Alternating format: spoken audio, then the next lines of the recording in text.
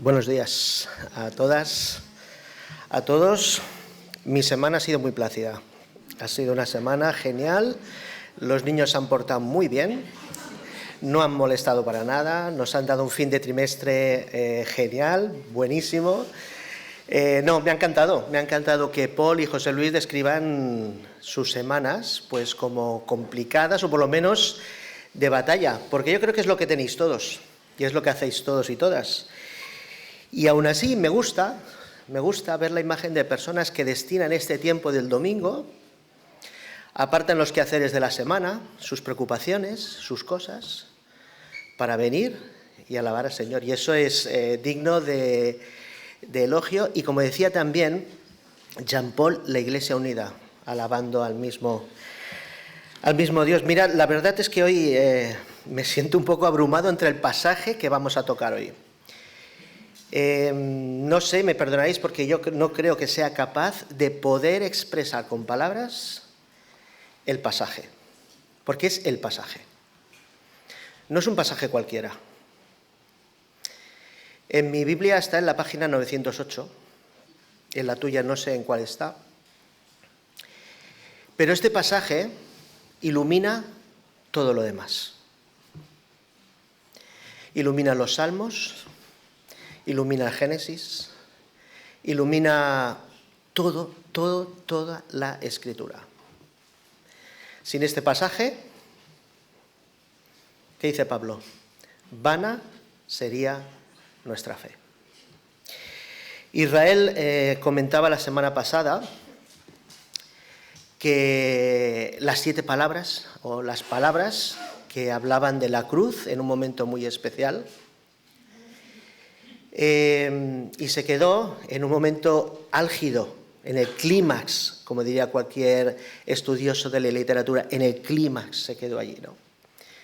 Y a mí me toca el desenlace, un desenlace que te pone los pelos de punta, que lo sabéis todos. Es que lo mejor de todo es que no voy a hacer spoiler porque es que ya lo sabéis, ya sabéis lo que ha pasado, ya sabéis de lo que vamos a hablar.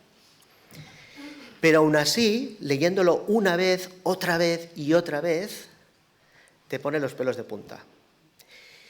Y más en esta mañana cuando hemos visto y hemos sentido el Espíritu moverse en las oraciones, en las gratitudes que habéis expresado en voz alta y en voz baja.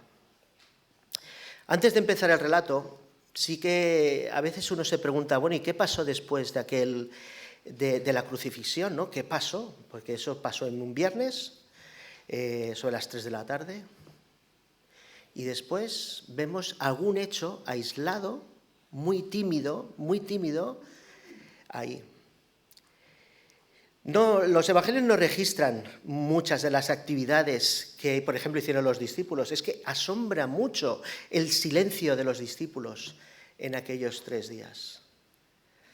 Algunos comentaristas dicen que huyeron, otros dicen que se escondieron. Bueno, no lo sé, pero es que realmente los evangelios dicen muy poco acerca de los discípulos. Pero sí que hay una imagen que me gustaría con ella empezar en esta mañana.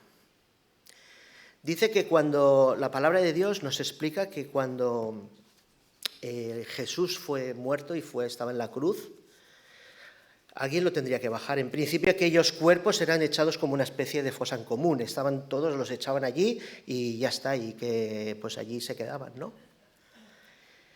Pero es muy curioso cómo Dios va a utilizar a 2 personas. 2 personas que se pusieron de acuerdo entre ellas y que eran de lo más significado de la sociedad. Estoy hablando de José de Arimatea y estoy hablando de Nicodemo. 2 personas que no salen mucho en los evangelios, no se habla mucho acerca de ellos, excepto Juan 3 y esos pasajes hermosos de Juan 3, pero no se sabe mucho acerca de José de Arimatea. Sí que nos explican cada uno de los comentaristas su visión acerca de José de Arimatea y nos dice que era un hombre bueno, que era un hombre piadoso, un hombre rico, era una persona que era un principal entre los judíos. Todo eso nos lo dice. Y Dios, en su plan, va a utilizar a un hombre que estaba siguiendo a Jesús en secreto, Él había visto lo que había pasado acerca de Jesús y lo está siguiendo en secreto. No era una persona evidente. No se había mojado por Jesús de una manera pues tan elocuente. Y por otro lado, Nicodemo, que ya conocéis un poco su historia. Un rabino, uno que conocía las Escrituras. Y hay diversos artistas que han dibujado esta escena, han pintado esta escena, dibujando o expresando cómo estos dos hombres, con ayuda, algunos dicen con ayuda de Juan o con algunas de las mujeres, lo bajan de la cruz. Esto los evangelios no nos lo explican. Lo que sí que nos explican los evangelios es que ellos dos se pusieron de acuerdo para poder llevar el cuerpo de Jesús a un sepulcro nuevo. A un sepulcro que pertenecía a José de Arimatea. Era su sepulcro. Y fijaos, hay un momento en que uno ya tiene que decidirse. Hay un momento en el cual uno ya no puede seguir escondido. Hay un momento en el cual la posición social del propio José de Arimatea no le sirve de excusa para ir a Pilato y decirle, quiero ese cuerpo, lo quiero para poder enterrarlo. Y los escritos dicen, es muy curioso, que Pilato, que seguramente no le daría mucha importancia a todo este tema, porque estaba cansado de los judíos, porque los judíos no hacían más que molestarle, le pregunta al soldado, oye, ¿está muerto? Sí, murió, efectivamente murió. Pues venga, llévaslo y que lo entierre y ya de alguna manera dejadme tranquilo con este asunto. Y no sabemos cómo, pero Nicodemo compra unos perfumes, 30 kilos de perfumes, no sé cómo se puede llevar tanto perfume o tantos ungüentos dentro de algún trapo o alguna cosa así. Y me conmueve esta escena, hermanos y hermanas. Nicodemo, quizá con algunas mujeres, con José de Arimatea, limpiando, lavando y preparando el cuerpo de Jesús. Ese Nicodemo es al que le fue dicho, es necesario que nazcas de nuevo. Y mientras lavaba su cuerpo, mientras estaba cuidando ese cuerpo, ¿era Nicodemo consciente de que estaba a punto de cumplirse lo que le dijo Jesús? ¿Sabía Nicodemo en ese momento, mientras lo estaba preparando todo, sabía cuando Jesús le dijo, es necesario que nazcas de nuevo? ¿Y qué le dice Nicodemo? Pero ¿cómo puedo nacer siendo viejo, verdad? Pero es que hay una frase que todavía es más elocuente. Nadie subió al cielo, sino el que descendió del cielo, el Hijo del Hombre que está en el cielo. Y como Moisés levantó la serpiente en el desierto, así es necesario que el Hijo del Hombre sea levantado para que todo aquel que en él cree no se pierda, mas tenga vida eterna. Le había hecho un paralelismo, pero ese cuerpo iba a ser levantado, iba a ser consciente, lo sabía Nicodemo, no lo sabremos nunca. Pero esa conversación de dos personas entendidas, relevantes de la sociedad, dos personas cautivadas por la imagen de Jesús que les seguían en el silencio, les seguían desde lejos, porque no se atrevían a mostrar cómo era, iban a ver poco más tarde la promesa cumplida. Y ahora sí, ahora vamos al relato. Antes, recordad que pasa otra cosa muy importante y también muy contradictoria para nosotros que hoy conocemos y somos omniscientes de todo lo que es el propio Evangelio. Pero ¿os imagináis que esa conversación que los principales de los judíos van hasta Pilato y le dice, oye Pilato, vamos a poner guardas aquí, porque dijo que resucitaría al tercer día. Dijo que resucitaría al tercer día. Y José y Nicodemo quizá pues, podían confiar, como ellos conocedores de la palabra, que eso podía pasar. Pero los judíos, los discípulos no lo creyeron. En ese momento no sabían, estaban perdidos, estaban por algún lado y no estaban presentes en ese relato. Y entonces él va a poner la guardia delante de la tumba. Y ahora sí, vamos a leer el relato en el libro de Mateo. Vamos a ir a Mateo en el capítulo número 28. Vamos a leerlo todo entero. Y dice así: pasado el día de reposo, al amanecer del primer día de la semana, vinieron María Magdalena y la otra María a ver el sepulcro. Y hubo un gran terremoto, porque un ángel del Señor, descendiendo del cielo y llegando, removió la tierra y se sentó sobre ella. Su aspecto era como un relámpago y su vestido blanco como la nieve. Y de miedo de él, los guardas temblaron y se quedaron como muertos. Mas el ángel, respondiendo, dijo a las mujeres: no temáis vosotras, porque yo sé que buscáis a Jesús, el que fue crucificado. No está aquí, pues ha resucitado. Como dijo, venid, ved el lugar donde fue puesto el Señor. E id pronto y decid a sus discípulos que ha resucitado de los muertos, y he aquí va delante de vosotros a Galilea, allí le veréis. Y he aquí os lo he dicho. Entonces ellas, saliendo del sepulcro con temor y gran gozo, fueron corriendo a dar las nuevas a sus discípulos.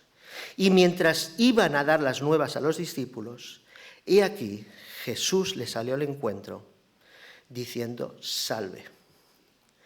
Y ellas, acercándose, abrazaron sus pies y le adoraron. Entonces Jesús les dijo: no temáis, id, dad las nuevas a mis hermanos para que vayan a Galilea y allí me verán. Mientras ellas iban, he aquí uno de los guardias fueron a la ciudad y dieron aviso a los principales sacerdotes de todas las cosas que habían acontecido. Y reunidos con los ancianos y habiendo consejo, dieron mucho dinero a los soldados, diciendo: decid vosotros, sus discípulos vinieron de noche y lo hurtaron estando dormidos. Y si esto lo oyere el gobernador, nosotros le persuadiremos y os pondremos a salvo. Y ellos, tomando el dinero, hicieron como se les había instruido. Ese dicho que se ha divulgado entre los judíos hasta el día de hoy. Pero los 11 discípulos se fueron a Galilea, al monte donde Jesús les había ordenado. Y cuando le vieron, le adoraron, pero algunos dudaban. Jesús se acercó y les habló diciendo: toda potestad me es dada en el cielo y en la tierra. Por tanto, id y haced discípulos a todas las naciones, bautizándolos en el nombre del Padre, del Hijo y del Espíritu Santo, enseñándoles que guarden todas las cosas que os he mandado. Y he aquí, yo estoy con vosotros todos los días hasta el fin del mundo. Bueno, un relato sorprendente que podéis leer paralelamente en los otros 3 evangelios, que se complementan los unos a los otros. Cuando tú los juntas, de alguna manera, vas entendiendo algunas cosas que quizá te queden ahora como una pequeña laguna, pero tú los encajas y realmente el relato así lo es. Vemos este inicio, me encanta, cuando clareaba el día, cuando el día empezaba a amanecer. Muchas veces nos hemos levantado por la mañana, ¿verdad? Y está todavía oscuro y entonces en el trayecto se nos hace de día. Eso es lo que está de alguna manera explicando y relatando este evangelio. Cada uno lo dice de una manera muy diferente, pero esas mujeres, hoy vamos a ver que las protagonistas en este sentido van a ser esas mujeres. Esas mujeres, cada uno sale de su casa. Cada uno sale del momento íntimo y personal que estaban viviendo. A nosotros a veces nos cuesta pensar cómo se sentirían todas aquellas personas después de haber visto lo que habían visto el día anterior o el viernes. Pero sus corazones seguramente estaban impactados por lo que habían visto en la escena de la crucifixión. Recordad un terremoto, recordad el sol a oscuras. Muchas de las cosas que habían pasado no estaban acostumbrados a vivir cosas como esas. Y esas mujeres salen de mañana con una misión, van preparadas para llevar los ungüentos y los perfumes para ahora sí ungir al Señor Jesús. Y tenían una preocupación. La máxima preocupación que ellos tenían en ese momento era: ¿podremos entrar porque la piedra esté sellada y no podamos acceder a ella? Hoy no vamos a hablar mucho acerca de las evidencias de la resurrección. Hay libros escritos acerca de ello y es que es muy evidente, es demasiado evidente que todo esto pasó. Tú lo puedes creer por fe, evidentemente, porque científicamente no lo puedes por ver que una persona resucite. No lo ha hecho nunca, ¿no? Pero el relato no tiene fisuras. El relato es el que es. Y bueno, ya lo veremos después. Pero lo que sí que es cierto y que nos dice aquí es que esas mujeres fueron allí para poder ungir el cuerpo de Jesús. ¿Y cuál fue su sorpresa? Que se encuentran que la piedra estaba removida, estaba quitada. ¿Quién quitó la piedra? Jesús. No le hacía falta. A Jesús no le hacía falta que la piedra estuviese quitada, pero Jesús no estaba allí. Nos explica el relato que fue un terremoto. Fue algo que en ese momento ellas quizá no vieron, pero sí que lo vieron al llegar las consecuencias de ese terremoto que abrió la piedra.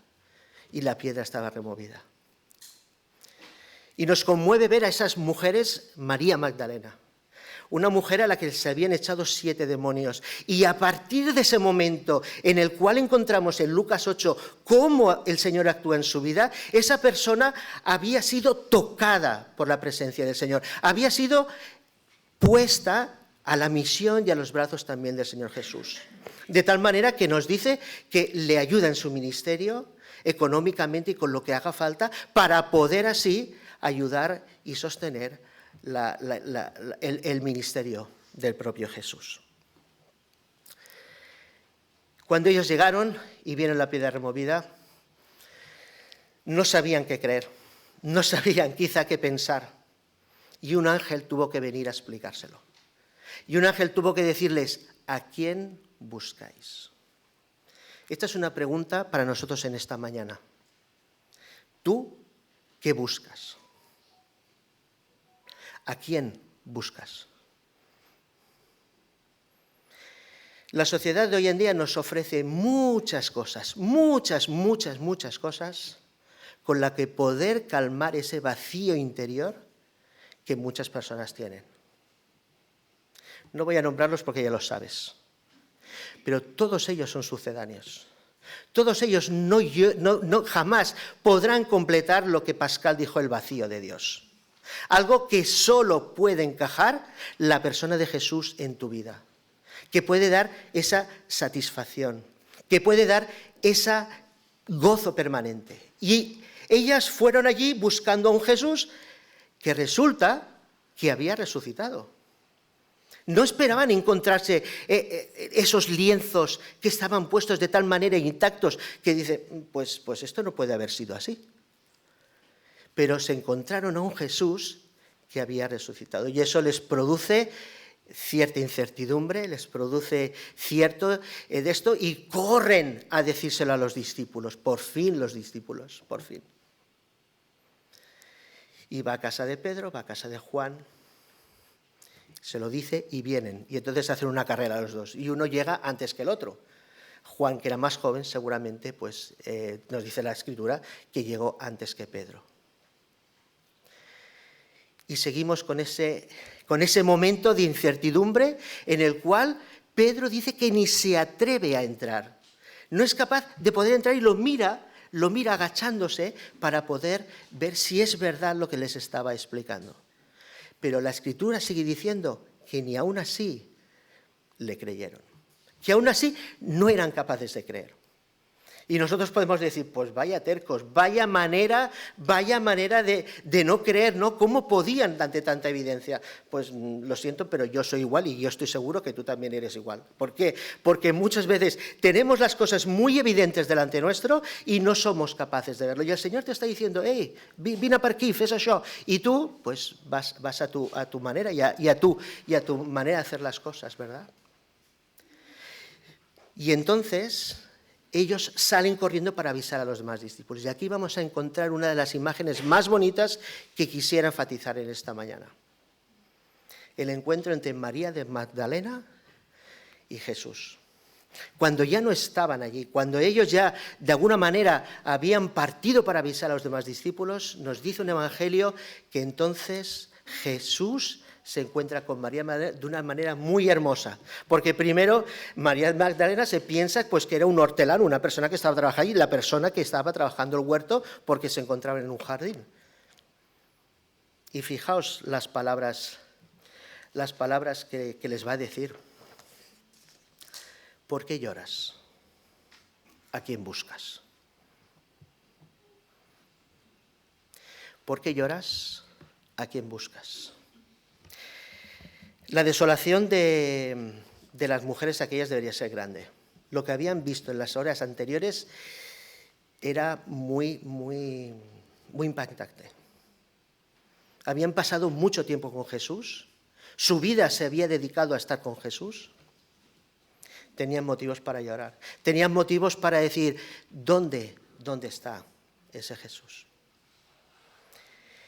Y fijaos las palabras de Jesús. Le dijo, ¿a quién buscas? Seguimos repitiendo la misma pregunta. ¿A quién buscas tú? Y ella, después, cuando escuchó María, entonces la identificó. Raboni, maestro. ¿Qué pasaje más impactante cuando lo lees una vez y otra vez y otra vez y ves una persona desesperada por encontrar al maestro y el maestro se sitúa delante de él con amor, con ternura y sin reproches, sin ningún reproche, sin ninguna palabra más, oye, que soy yo, no, tiernamente, con amor se le presenta a ella. La mujer a la que se le había perdonado mucho, también amaba mucho. Y aquella mujer entonces sí reacciona y va a explicárselo a los demás discípulos. Y es bonita la escena que leemos después en Lucas, en la cual ya vemos a todos los discípulos allí, aquellos de Maús que horas más tarde, no sabemos muy bien en qué, pero sí que en aquella misma tarde también el Señor había andado con ellos, había presentado, había comido, estaba también con ellos y ahora ya eran más los que habían visto la imagen de Jesús. La habían visto con sus manos, lo habían palpado, lo habían tocado y la habían visto incluso comer. Pero fijaos, y en esta mañana nos habla también acerca de unos soldados. El Evangelio nos explica también que hubo soldados que dijeron, este es hijo de Dios, esta persona, por todo lo que hemos visto, por todo lo que ha hecho, es hijo de Dios. Pero vemos otros soldados, aquellos que estaban delante de la guardia, que fueron comprados para guardar silencio. ¿Qué más evidencias necesitaban? ¿Qué más necesitaban para creer que aquel era el Hijo de Dios? ¿Qué más necesitaban? Y aún así sostuvieron la mentira. El poder establecido, lo que me interesa, lo que explico a las masas, lo que me interesa es poder manipular a todos los demás con tal de no creer una verdad. La verdad. Y urdieron esa trama. Urdieron ese plan para engañar a las masas. Mirad, esta historia, la historia de la resurrección, te habla a ti y me habla a mí. Quizás es la primera vez que vienes a la iglesia. Quizá has venido alguna vez. Quizá te escuchan lo que hacen estas personas de aquí, porque son majas, somos majos, ¿verdad? Somos majos, somos divertidos, nos podemos pasar muy bien, ¿verdad que sí? Y quizá ese Jesús te pueda seducir algo. Quizá, yo lo seguiría, y lo seguiría en secreto, porque claro, ¿qué dirán en mi casa? ¿Qué dirán mis amigos? ¿Qué dirá la sociedad de mí si yo sigo a ese Jesús? Pues esta historia te reta a que le sigas y a que le sigas de verdad. Porque Él lo dio todo en aquella cruz por ti y por mí. Y la historia no acaba en la cruz. Mirad, hoy es Domingo de Ramos, creo, ¿verdad? Y hoy, yo no he visto a nadie hoy, pero otras veces he visto muchas personas con las palmas y los ramos de olivos que van a misa, incluso gente que no va nunca, va ese día a celebrar. ¿Y qué celebran? Un Jesús que entra triunfante en Jerusalén. 5 días antes de esto, es que es curioso, 5 días antes de esto. Y llevarán sus ramas, llevarán sus olivos, sus palmeras y celebran, bueno, pues la victoria o la entrada de Jesús en Jerusalén. Hace 3 meses hay personas que se quedan con el Jesús tierno de un bebé de Navidad. Y lo recuerdan a través de esa imagen de un niño, la fuerza de una madre y de un padre que tienen que buscar un lugar para poder encontrar un mesón donde albergar a su hijo. Hay otras personas que se quedan con la imagen de la pasión. Hace muchos años, cuando salió la película de la Pasión, yo recuerdo de estar repartiendo, con algunos de los que estáis aquí, repartiendo folletos en la Vía Julia, y la gente, repartíamos aquel folleto de la Pasión. Es el folleto que mejor he visto que la gente aceptaba. El mejor, porque, este hombre, lo que hizo este hombre, vaya película, vaya impacto, lo que sufrió, lo que hizo. Y hay personas que se quedan ahí. En la imagen de ese Jesús, que sí, que sufre, que hace una vida admirable, que recorre la vía dolorosa, que muere, se mofan de él, todo eso, porque es asombroso y cautiva a cualquier persona que la vea. Todas las personas que vean por la televisión esta Semana Santa cualquiera de estas películas le cautivará, le llegará al corazón, porque es que es verdad, es así. Y hay otras personas que se quedan ahí, en el viernes. Pero ¿quién llega hasta el domingo? ¿Quién es capaz de decir que ese que murió también resucitó para nuestra salvación? Esa es nuestra esperanza. Esa es la gran victoria, hermanos. Muchas veces, y yo soy el primero que lo hago, llevamos una cruz o hacemos una cruz como señal. Si tendría que haber, al lado de la cruz tendría que haber una tumba abierta, porque nuestra fe se basa en la resurrección. Fijaos lo que dice Pedro en Primera de Pedro, en su carta a Primera de Pedro, en los primeros versículos. Dice: bendito el Dios y Padre de nuestro Señor Jesucristo, que según su grande misericordia nos hizo renacer para una esperanza viva por la resurrección de Jesucristo en los muertos. ¿Para qué? Para una herencia incorruptible, incontaminada, inmarcesible, reservada en los cielos para vosotros. Solemos decir que la muerte fue vencida en la cruz, pero la muerte fue vencida dentro de aquel sepulcro. La paga del pecado es muerte. Así como el pecado entró por un hombre y entró por Adán, la vida, la salvación, entró por otro hombre, y ese es Cristo. El pecado, lo hemos cantado, ya no tiene el poder sobre nosotros. Evidentemente somos personas pecadoras y personas con muchos defectos. Pero ese pecado fue vencido en la cruz y en la tumba abierta. Y nuestra esperanza es que todos los versículos que leemos en la palabra de Dios, desde los Salmos, como he dicho, desde el Génesis mismo, apuntan a este momento culminante de la historia, donde Jesús es levantado con el poder de Dios de entre los muertos y la tumba está vacía. Y perdona que te diga, pero esto nos habla a ti y a mí en esta mañana. Si tú quieres vivir una vida de gozo, si tú quieres vivir una vida en la cual tu esperanza está puesta en esa herencia incorruptible, inmarcesible, incontaminada, debes vivir como Jesús anduvo. Debes vivir a la luz del poder de la resurrección, vivificado por el Espíritu Santo que vive en cada uno de nosotros. Así, toda la Escritura tiene luz, toda la Escritura tiene el poder de poder ejercer sobre nosotros el poder de la resurrección.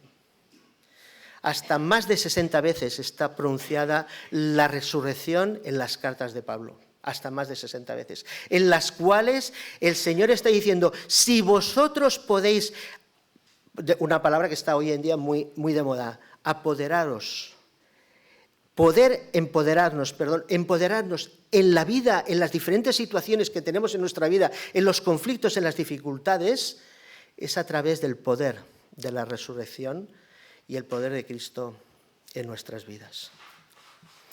En esta mañana, todos nosotros, al acabar esta serie, podemos dar gracias al Señor por lo que Él ha hecho por nosotros en aquella cruz. Y no quisiera en esta mañana acabar, porque ya vamos a acabar ya, sino con las palabras, empezamos con Nicodemo y acabaremos con Nicodemo. Y Jesús le dijo a Nicodemo, porque de tal manera amó Dios al mundo, te ha amado a ti, a mí, 2000 años más tarde, porque de tal manera amó Dios al mundo, que ha dado a su Hijo unigénito, para que todo aquel que en Él crea no se pierda, sino que tenga vida eterna. ¿Lo crees? ¿Tú crees que el Señor Jesús puede salvar tu vida? ¿Tú crees que el Señor Jesús tiene el poder de regenerar muerte por vida en todas las cosas que tú tienes en tu vida? Porque no envió Dios a su Hijo al mundo para condenar al mundo, sino para que el mundo sea salvo por Él. Y en esta mañana, todos nosotros hemos escuchado los 3 días que cambiaron la historia. Jean Paul decía, los 3 días que cambiaron mi vida. Y Dios tiene el poder de poder cambiar tu vida y hacerla nueva. Solo depende de ti. Solo depende de tu decisión personal de acercarte al Señor y decirle, Señor, yo quiero tener esa vida. Si tú tienes ese interés en esta mañana, habla con alguna de las personas que tienes al lado. Pero el Señor te ama y te amó tanto, tanto, tanto que lo dio todo, absolutamente todo, en una cruz por ti. Y estos 3 días que hemos dedicado en esta, vamos a empezarlos ahora, en esta Semana Santa. No olvidemos las cosas que hemos escuchado, lo que leemos, lo que escuchamos, para poder agradecerle al Señor lo que el Señor hizo por nosotros en aquella cruz. Para acabar vamos a cantar una canción que yo creo que resume perfectamente lo que hemos escuchado en estos 3 días. Gracias, en aquella cruz me salvaste. Cuando cantemos, en esa tumba abierta está, que podamos sentir en nuestro corazón, en nuestro cerebro, poder decir, Señor, gracias por haber resucitado y gracias por haberlo hecho por mí.